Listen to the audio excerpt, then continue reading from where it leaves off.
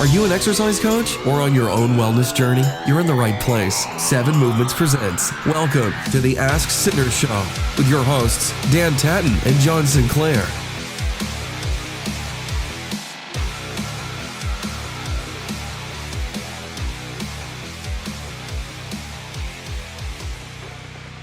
Welcome back to episode 2 of the Ask Sinner Show. I'm here with John Sinclair. Our first episode went so well that we thought John should answer some more questions. So, John, are you ready? I'm ready to go. Let's hit it. All right. So, Kevin asks, what is the biggest mistake that people make in the gym?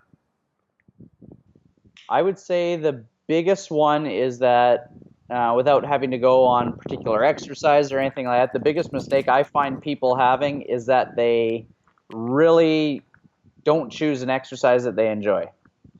So, you get some people that feel like they're forced to have to do cardiovascular exercise, so they go and they run on the treadmill or do an elliptical for 30 minutes because they think that that's what they have to do. Although it's very good for them and there's great health benefits to it, it might not be entertaining or exciting for them. And so I feel that if most people are engaged in what it is that they're doing and excited with what it is that they're doing, then they're going to go out and they're going to have an experience that's going to be healthier and keep them happy and keep them engaged in wanting to continue with it. Awesome. Yeah, and I mean, that's what we talk about at 7 Movements all the time, right? Is finding something you love doing that involves movement. Maybe that's in the gym, maybe it's not, but it's super important if you want to kind of maintain that throughout the rest of your life. Second question from Sarah. I think we had one from Sarah in episode 1 as well. But she asks, does it matter when I work out? And I think what she's referring to is like time of day. Like, right.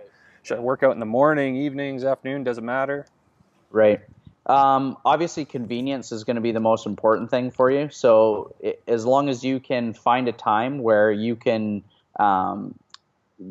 engage in some physical activity is going to be most important. For me, I believe that if we're thinking of it as I got to find a 45 or a 1 hour time commitment to have to go and do it, try to build it into your day where it might be able to break up your day, especially if you're into sedentary activities. So if you work in the office and you're stuck there, 8 hours a day, 9 to 5, trying to break it up in the middle of the day works out really great, because if I've already been stagnant for 8 hours and then I have to go to the gym, makes it really challenging to be effective, and it's really stressful on the body. But if it's in terms of physical activity, I think the more frequently you do physical activity, even for a smaller amount, the healthier you're going to be, as well as you're going to feel better from doing that. Great. So what do you make of these? I know I've read articles very recently that talk about the be-all, end-all is to make sure when you first get up in the morning you're doing your exercise. I recently read an article talking about exercise in the evening being the most beneficial to the body. Do you feel like there's anything behind that, or do you just want people getting out there moving? Well, we could make it really complicated in the answer, and Sure. The reality is as we exercise, there's going to be a resultant change to your hormone level. So if you exercise first thing in the morning, you're going to start by exercising when your growth hormone and testosterone is at its lowest, because that growth hormone and testosterone is being needed while you're sleeping, which is your prime time for recovery and regeneration. As you get up throughout the day, your cortisol level is going to be higher. So there are some evidence to suggest that when we exercise first thing in the day, that starts to bring your cortisol level down, and your growth hormone and testosterone and IGF-1, which is insulin-like growth factor 1, start to move up a little bit. So that becomes very beneficial because it takes you out of that, gets you back into a more growth state, which is what we need to be in.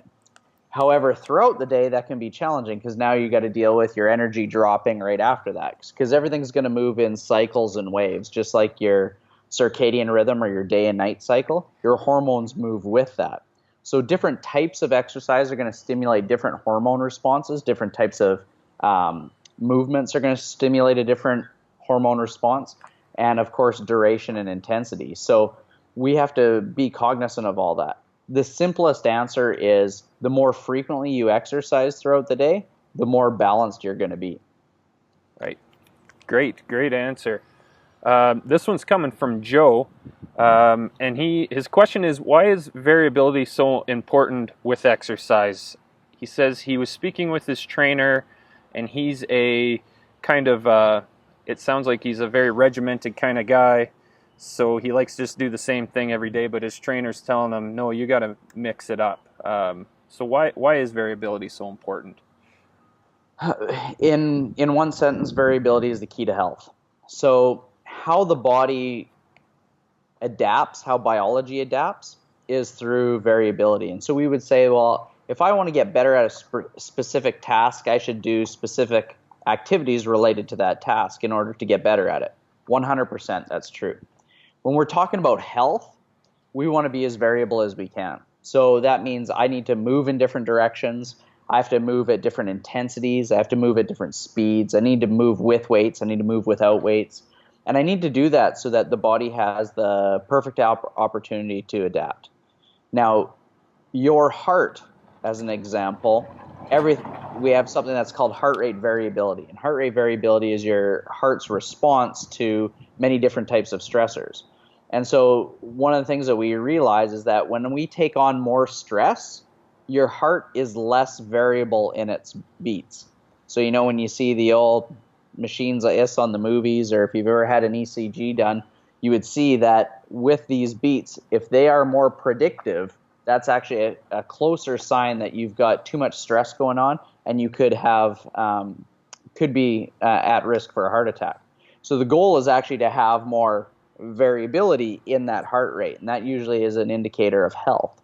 So it's not only just what the exercise that I'm doing, but how the total amount of stress I take in and how I'm going to deal with that stress will have effect on your heart and on your system. So we want to look at all different types of movement, different intensities, different loads. Those are the things that we can control. As strength coaches, those are the things that we focus on. But by also implementing some relaxation and regeneration drills back into our exercise programs, that helps balance out the nervous system so that we're not always fight or flight. We have some relaxation time, some quiet time, which will allow us to handle the total amount of stress that I have going on in my body. So that's the big thing with it, is variability is the key to health. The more we do variable activities, the healthier you're going to be long term. Interesting answer. Thanks, John. Final question comes from Suzanne. So Suzanne says, I'm a 55-year-old female who's slightly overweight, and I have a very sedentary job. Where should I start when it comes to exercise? So it sounds like she's not doing much right now, and she's looking for advice. Where do you get started? And this question I get a lot as well, so I'd be interested to hear your answer.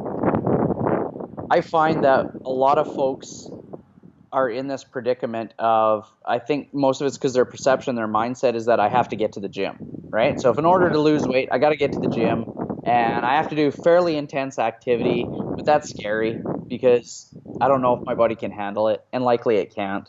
So I'm just a big advocate of adding more physical activity into their daily regimen. And so that can be even 5, 10, 15 minutes at a time. With 7 movements, we say, well, let's kind of split the gap in there. Let's try 7 movements at a time, right? And let's try to do that for 7 minutes. And we say that not because that's our point of view or our POV on everything, but it actually works. And so for people that are sedentary, just being more frequently active is going to make you feel like now you have the tolerance and the ability to go to the gym and challenge yourself, right? And so I guess what I would say to Suzanne if she was my client would be, hey, let's start going for a walk. So let's pick 3 days a week that you could go for a walk for 10 minutes. Would you be able to fit that into your day? And she would say yes. I'd say, now, here's a list of other activities that you could do throughout the day. Pick which ones that you think are available to you and you could probably fit in. So she would pick those.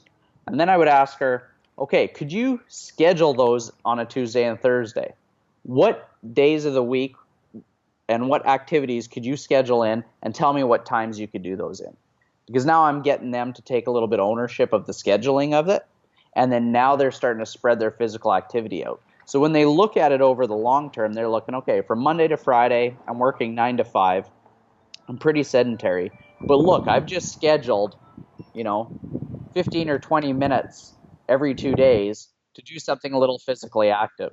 Then I might come back to them next week and I say, okay, can you pick 2 activities that you could do each day for only 7 or 10 minutes at a time?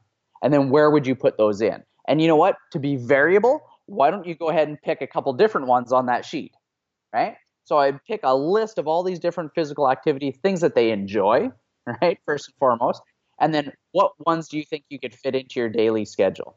So that's kind of the approach that I take with my clients on how to build physical activity back into their regimen before jumping in to doing some strength training. Great. So yeah, Suzanne, just start. And if you're not sure what you like and what you don't like, just start trying stuff and you'll find something that you enjoy. So great advice, John. That was the last question. As always, we're going to give you a chance to ask the question of the day to the audience at home. Okay. How about this one? List maybe 1 or 2 of your vices, things that you find that, oh man, I can't do without this at all, right? So I want to know about some of these folks' vices and what they do, and can they control their vices? Can they not control their vices? And when they get that urge to maybe take on that vice, what might be one physical activity that they could do to replace that vice? Wow. A double question for the question of the day. I like it. All right, folks. So send in your answers. John wants to see it. Maybe even get a response from him if you're lucky. So thanks, John. Till next time for episode 3. Awesome. See you guys. Thanks so much for listening to 7 Movements Presents The Ask Sinners Show with your hosts, Dan Tatton and John Sinclair. For more great content and to stay up to date, visit 7movements.com and on Twitter and Facebook at 7Movements. We'll catch you next time on The Ask Sinners Show.